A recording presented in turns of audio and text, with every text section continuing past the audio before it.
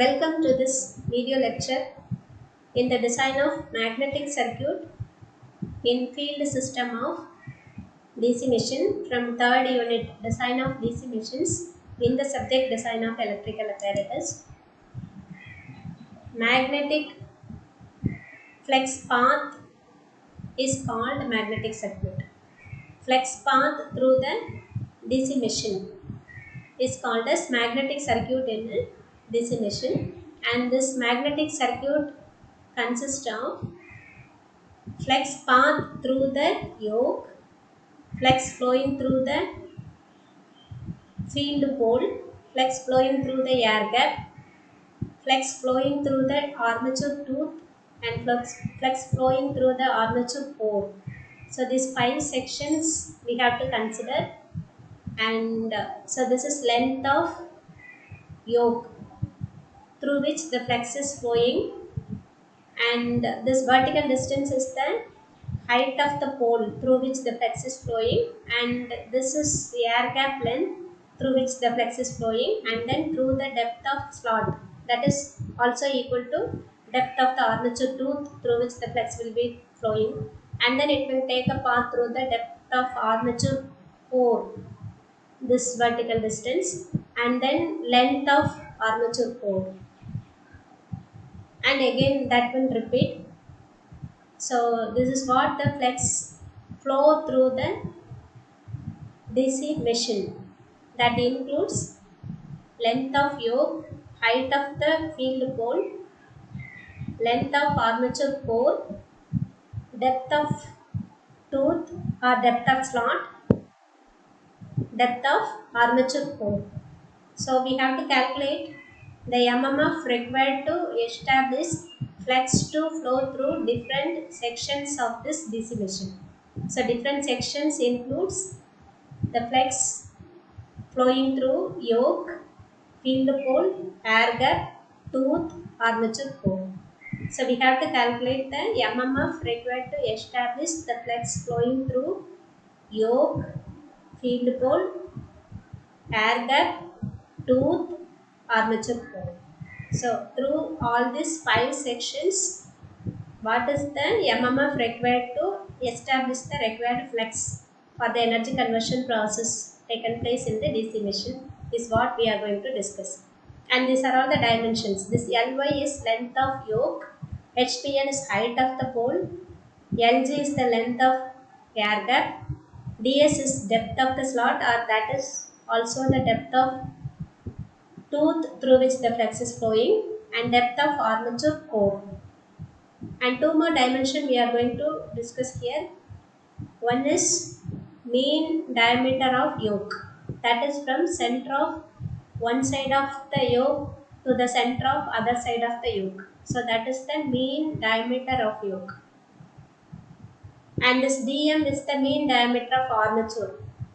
So that includes inner diameter of the armature plus dc by 2, that is depth of armature core divided by 2 at both sections. So that is di plus dc is mean diameter of the armature, and d is the main diameter of the armature.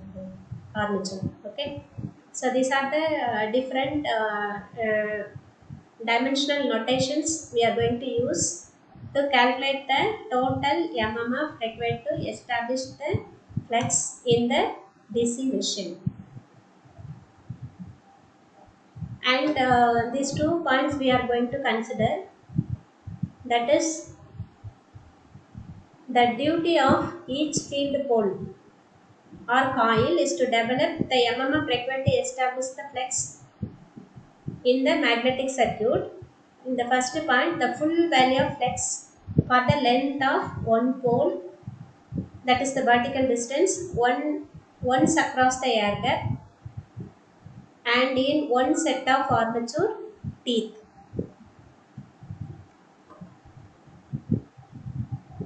That is this vertical distance pole, one distance of pole, one vertical distance of air gap length, and this tooth, depth of the tooth. Okay, So that is given in this point. That is the full value of flex for length of one pole once across the air gap and one set of armature teeth. And the second point, one half of full value of flex, one half of full value of flex along one half the length of single path in the armature and yoke. Through the armature and yoke, actually this fold will set up the flex for half length of yoke and half length of armature pole. And this pole will set up the flex through half length of yoke and half length of armature pole. So that is what explained here. One half the full value of flex along one half length of single path in the armature pole and yoke. So therefore each coil has to establish the flex over one half of the complete circuit. Okay, so each pole has to establish the flex through half section of this entire flex path.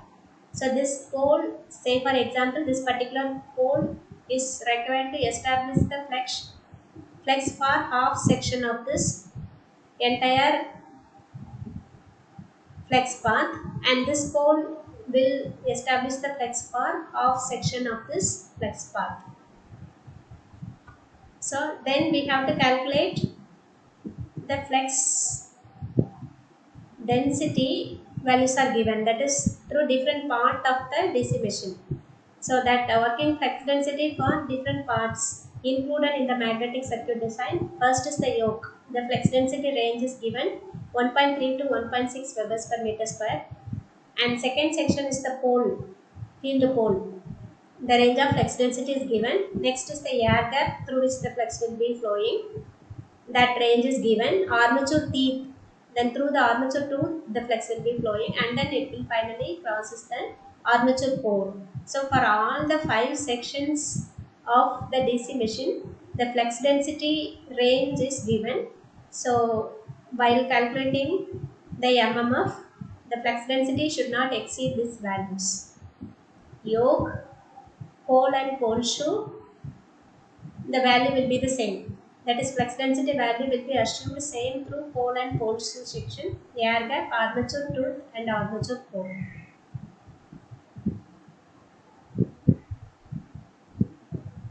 So the flex density calculated, or we can calculate the flex density also. First we can assume the flex density, or we can calculate the flex density by using the conventional formula, that flex per area of cross section. Flex per area of cross section will be giving the value of flex density also. So then once if flex is known to us, we have to calculate the MMF per meter. AT is small case letter, AT represents MMF per meter. These are all what we have discussed in the first unit in detail. So first we will be calculating MMF per meter required for each section, because we are having 5 sections in the entire armature circuit of armature flex circuit in this DC machine. So we first calculate the MMF per meter length in a particular section, and then we will be calculating the MMF for the entire length of the particular section. Suppose for example, we are first going to calculate MMF per unit length in the yoke and for the given length in the yoke, and then MMF per unit length through the pole, and then for the entire length of the entire height of this pole and pole shoe, and then air gap flex density formula is there, and then through this tooth also we will be calculating MMF per length through the tooth, and then for the given tooth length we will be height we will be calculating, and through the armature core also first we will be calculating the MMF per unit length, and then we will be calculating for this entire length how much is the MMF required, we will be calculating. So first step we will be calculating the MMF per unit length or MMF per meter required for each section. So that is from the BH curve we will be estimating using the estimated value of flex density. Flex density already known, that is by assuming a value from the given tabular column, or we will be calculating the flex by using this formula given. So once if MMF per meter length is calculated, we can calculate the total flex in the length of each section in the magnetic path we can calculate. Then adding all the 5 section mmf, we can calculate the total mmf. So we will be determining the mmf required for each section of the magnetic path. The mmf required for a section is given by the product of mmf per length of the per meter for that section multiplied with length of the section. The total mmf we will be calculating by adding all the section mmf. So in this, these are the notations we are going to follow. Bg is the maximum flex density. So these are the conventional notation only we have already followed in the previous sections. Kg is the gap contraction factor. The value will be 1.15. Lg is the length of the air gap. Lc is the length of the magnetic path in the core, and Ly is the length of magnetic path in the yoke. ds is the depth of the slot, and dc is the depth of the core. Hpl is height of the field pole, and P is the number of pole, and dm is the mean diameter of the armature. Dmy is the mean diameter of yoke. At1 is the mmf per meter corresponding to flex density of tooth at 1/3 height from narrow end. So this is one method of calculating the flex density in the tooth. This method is discussed in the first unit.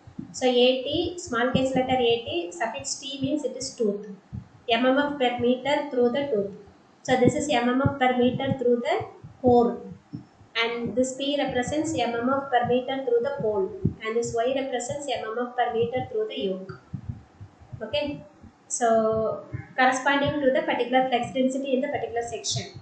Okay, so how we can calculate the mmf per mmf for this entire air gap. So this air gap flex density formula is directly available, 8 lakhs bg kg lg, wherein this kg is the gap contraction factor. That value will be 1.15. So we can calculate the air gap flex air gap mmf. Then for teeth, core, pole and yoke, we are calculating by knowing the value of mmf per meter in tooth, mmf per meter in the core, mmf per meter in the pole, mmf per meter in the yoke. Then in the tooth, it is tooth depth of the tooth through which the flex flowing is also equal to depth of the slot, because depth of the slot is also equal to depth of the tooth. So 81 multiplied with ds will give the mmf for teeth. ATC is actually half length will be calculated, considered for core and yoke length. Okay, so this ATC multiplied with LC by 2 is for core, and for pole the entire section, that is one length will be calculated for pole, air gap and tooth. For that one length will be calculated, and for core and yoke half length will be calculated. So like that we are calculating the mmf for different sections, and the length of the core and length of the yoke can be calculated by knowing the pitch. That is, this dm is the mean diameter of the armature core, so that pi d by p, pi dm by p will give the length in the core, length of the core, that is length of flex path in the core. And in the same way we can calculate the length of flex path in the yoke by knowing the pitch, that is pi dmy. Dmy is the mean diameter of the yoke, so that will be calculated. So that by knowing this value we can calculate the length of the flex path in the yoke. Ly will be calculated. So for that the formula is length of the core, that is this dm. Dm is mean diameter, so that includes that includes diameter of the armature minus 2 times of ds minus dc, because at the two sides it is 2 times of dc, that is 1 by 2 dc 2 times, so it is dc. So in the same way mean diameter of the yoke can be calculated. Just seeing this we can calculate it. So that is, this dm is inner diameter of the armature plus dc by 2 at both sides of dc. So that is the main diameter of the armature. Or you can calculate from this outer diameter of the armature. So it is d minus 2 times of depth of the core, depth of the tooth, and 1 time of depth of the core. So it is d minus 2 ds minus dc. Okay, d minus 2 ds minus dc. So like that you can calculate this mean diameters, so that we can calculate Ly, and total mmf we can calculate by adding all the 5 section total mmf. So this is the mmf formula. Thank you for watching.